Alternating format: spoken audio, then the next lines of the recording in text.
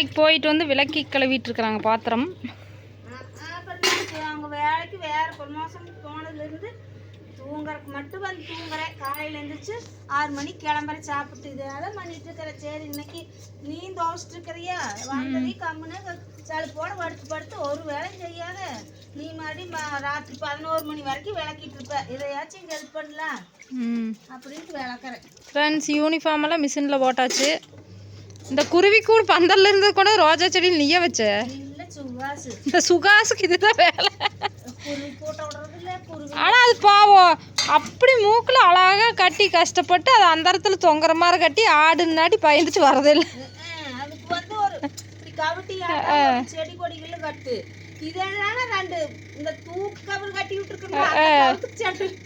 அது ஆடுதுங்க அந்த இடத்துல தொங்குற மாதிரி கொஞ்சம் பேலன்ஸ் இல்லாமல். இல்லைன்னா இந்த பந்தல் எடுக்கல முதலெல்லாம் கட்டுங்க. அது பாவம் எங்கேயோ கட்டி அது ஆடி இருக்க மாட்டேங்குது. அதுலேருந்து இந்த பக்கமே வர்றதில்ல. அந்த கூடை தூக்கி அங்கே ரோஜா செடியில் நானும் தான் பண்ணேன். அது எப்படி பண்ணுறது? அது 3 பக்கம் இப்படி தாங்குற மாதிரி இருக்கணும்ல.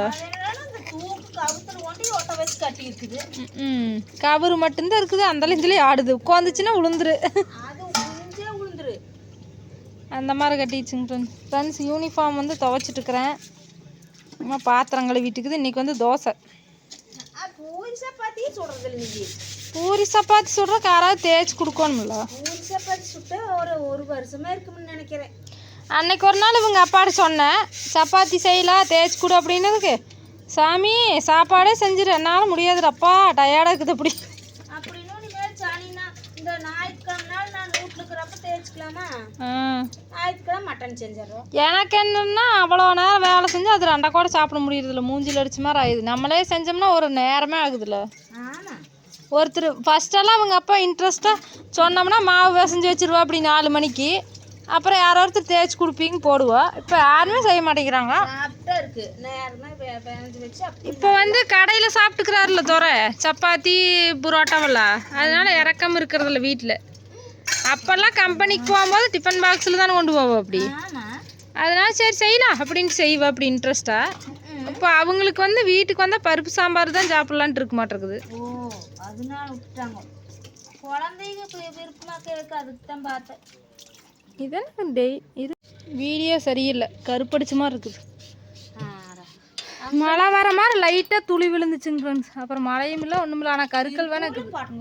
மழை சுட்டு இறங்கி போய் அந்த கடை ஓரத்தில் நிற்கவே முடியல. எல்லாம் செருப்பு ஒரு பக்கம் வழுக்குது. அட சாமி உழுதுற மாதிரி ஆயிட்டு. இங்கே வேறு அதுக்கு துளி கூட இல்லை. இங்கே வேறு 2 சொட்டு விழுந்துச்சு.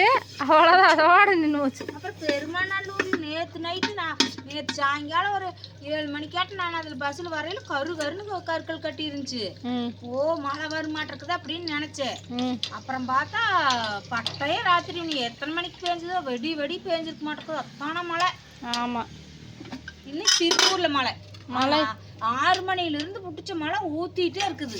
மழை நல்லா வருது. விவசாயிங்களுக்கெல்லாம் கஷ்டம். ஆடு மாடு கஷ்டம். அங்கே பஸ்ஸுக்கு அவதிப்படுற ஜனங்களை பார்த்தா பாவமாக இருக்குது. பஸ் ஸ்டாண்டில் தனித்தனியாக பஸ் நிற்காது. எல்லா பஸ்ஸும் கலந்து போகுமா?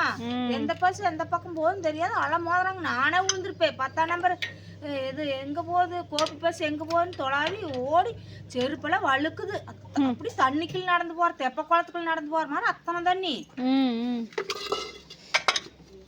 அப்புறம் இங்கே நம்ம ஊரில் பேஞ்சிருக்குன்னு வந்து பார்க்குற செவியூர்லையும் கூட கொஞ்சம் தூரிட்டு இருக்குது. இங்கே ஒன்றுமே இருக்குது.